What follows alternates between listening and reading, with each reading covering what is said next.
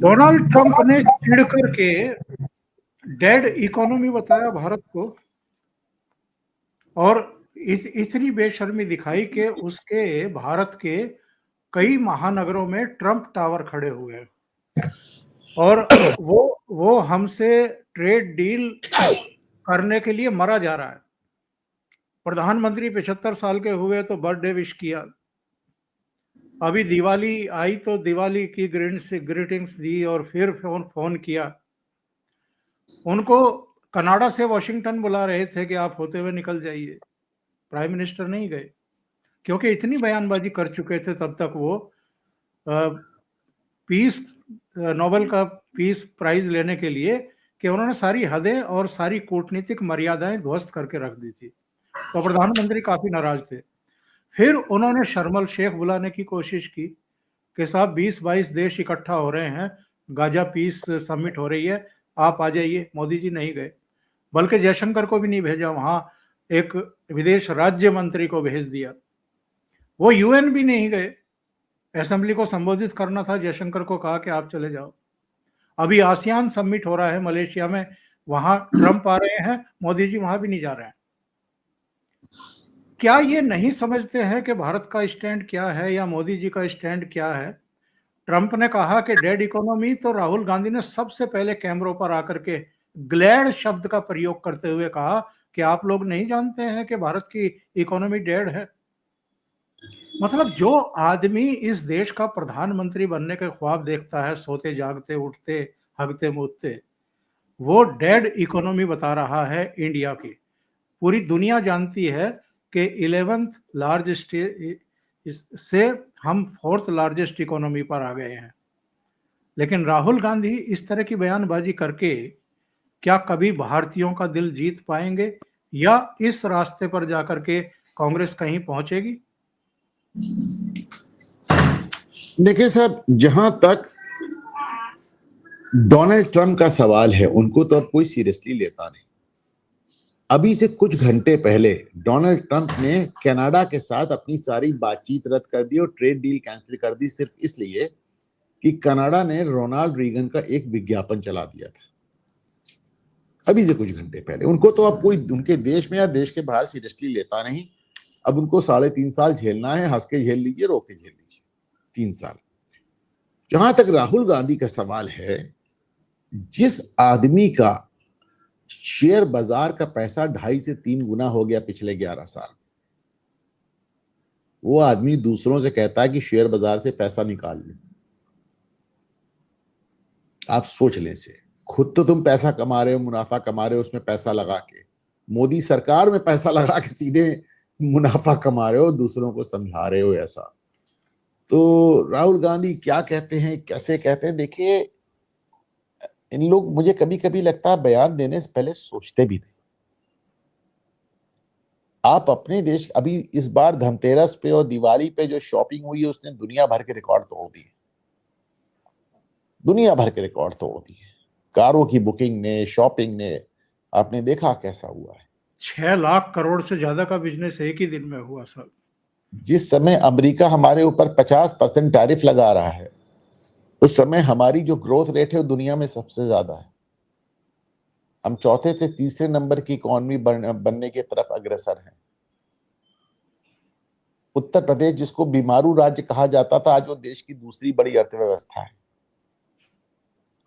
तो ये सब सिरे से कोई आदमी अगर डिनाई ही कर दे, और कुछ लोग इस बात के लिए तैयार बैठे हैं कि आप कितना भी झूठ बोलिए, हम उसको स्वीकार करेंगे। सबको मालूम राहुल गांधी झूठ बोल रहे हैं, पर मैंने कहा ना कि उन्हें कोई फर्क नहीं पड़ता कि राहुल गांधी झूठ बोल रहे हैं, क्योंकि कुछ लोग हैं जो भाजपा से नाराज हैं, कुछ मोदी से नाराज हैं, कुछ आरएसएस से नाराज हैं, कुछ हिंदुओं से नाराज हैं, कुछ हिंदुस्तान से ही नाराज हैं।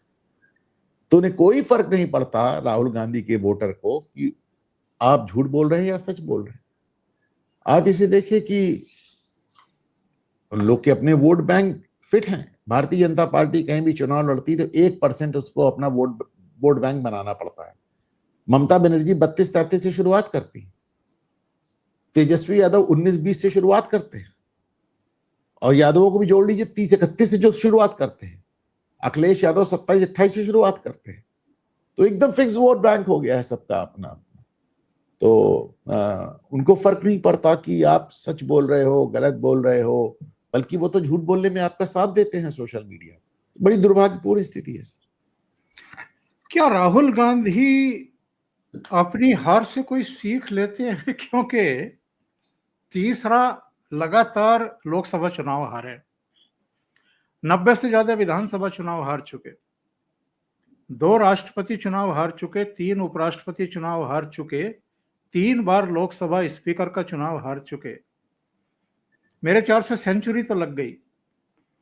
इसके बावजूद जब भी नए राज्य में चुनाव आता है, ये ऐसे मुद्दे उठाते। एसआईआर का विरोध, क्या मतलब है उसका? क्या कोई तर्क था? अच्छा, वोट चोरी का आरोप लगाना और प्रधानमंत्री के खिलाफ सोशल मीडिया मंचों पर भी और वैसे भी एक मुहिम चलाना कि ये वोट चोरी करके प्रधानमंत्री बने हैं, क्या लोगों के गले के नीचे उतरता है? या प्रधानमंत्री पर अटैक करने के चक्कर में ये जो लोकल मुद्दे होते हैं राज्यों के, क्योंकि विधानसभा चुनाव है, आप उनकी अनदेखी करके अपने सहयोगियों की भी संभावनाओं को क्षीण कर देते हैं, इसलिए तेजस्वी को अलग से एक यात्रा निकालनी पड़ गई। यानी आप लोकसभा चुनाव के बाद 5 राज्यों के चुनाव हार चुके हैं। 3 राज्यों के चुनाव भाजपा जीत चुकी, एक की नेशनल कॉन्फ्रेंस, एक हेमंत सोरेन जीत चुके, और बिहार में भी आप इन हारों से कोई सीख लेने को तैयार नहीं है।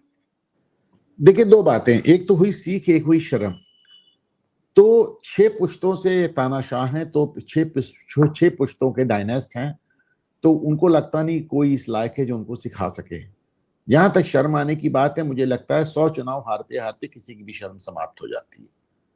पाकिस्तान को देख लें, दुनिया के सारे युद्ध हारा है, बाहर भी हारा है, घर में भी हारा है। उसके घर के चौथाई पाकिस्तान उसके कब्जे से निकल चुका। टीटीपी अलग है, बलोच लिबरेशन आर्मी अलग है, पीओके में अलग है, अफगानिस्तान उसको अलग पीटता है, भारत से अलग पीटता है, और उसके बाद फील्ड मार्शल का तमगा अलग ले लेता है। तो एक बार जब आप काफी हार लेते हैं ना, तो फिर वो दर्द खत्म हो जाता है और बेशर्मी का एक आवरण आ जाता है आपके सामने। एक बेशर्मी है। अरविंद केजरीवाल को देख लीजिए, जहां जाते हैं वहां वो सीधे बताते हैं, आईबी से मुझे रिपोर्ट आई है कि मैं 2/3 बहुमत से आ रहा हूं, और सब जगह उनकी जमानत जब्त हो जाती है। तो इसका तो जहां तक सीख का सवाल है, मुझे नहीं लगता है कि राहुल गांधी किसी को इस योग्य समझते हैं कि 6 पुश्तों के राजा को आप कुछ सिखा सकें। और जहां तक शर्म का सवाल है, मुझे लगता है आप और हम भी होते हो 100 चुनाव हारे होते तो शर्म आनी तो बंद हो ही गई होती। और आखिर में ये जरूर जानना चाहूंगा कि नरेंद्र मोदी की ऐसी कौन सी गलती है सर? हालांकि वो एक बार लंदन में उन्होंने कहा था, प्रसून जोशी शायद एंकरिंग कर रहे थे, उन्होंने कहा था कि मैं रोज 1-2 किलो गालियां खाता हूं, मेरी सेहत का राज यही है। तो उनको तो जितनी गालियां पड़ती हैं उनको फलीभूत होती हैं और वो और ज्यादा लोकप्रिय होते हैं और जनता और ठुक करके उनके साथ खड़ी होती है।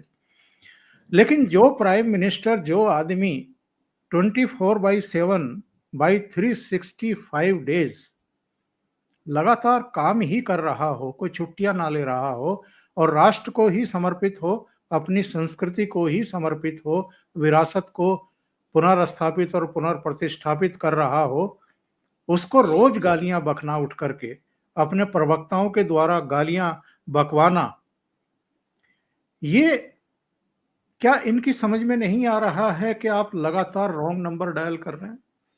देखिए, आपके सवाल में ही आपका जवाब छुपा हुआ है। आप कह रहे हैं कि नरेंद्र मोदी इतने लंबे समय से, कई दशकों से उन्होंने एक छुट्टी नहीं ली, 24 घंटा काम करते रहते हैं, वगैरह वगैरह वगैरह। किस लिए करते हैं? देश की प्रगति के लिए करते हैं। पर इस देश में एक बहुत बड़ी जनसंख्या ऐसी भी है जो इस देश की प्रगति चाहती ही नहीं। वो इस देश को हारता हुआ देखना चाहती है, उस देश को पिटता हुआ देखना चाहती है, इसकी इकोनॉमी को डेड देखना चाहती है, उसको पाकिस्तान चीन से पिटते हुए देखना चाहती है, उसको डोनाल्ड ट्रंप के आगे सरेंडर करते देखना चाहती है। तो उसको नरेंद्र मोदी का ये कार्य क्षमता और नरेंद्र मोदी का ट्रैक रिकॉर्ड और नरेंद्र मोदी का जो उन्होंने जो नतीजे दिए हैं, उसको चिढ़ाता है। पसंद नहीं आता, उसको ही चिढ़ाता है। ये हमारा दुर्भाग्य है कि इस देश में एक अच्छी संख्या ऐसे लोगों से है जो इस देश को जीतते देखना ही नहीं चाहते, तो उन्हें नरेंद्र मोदी का काम क्यों पसंद आए।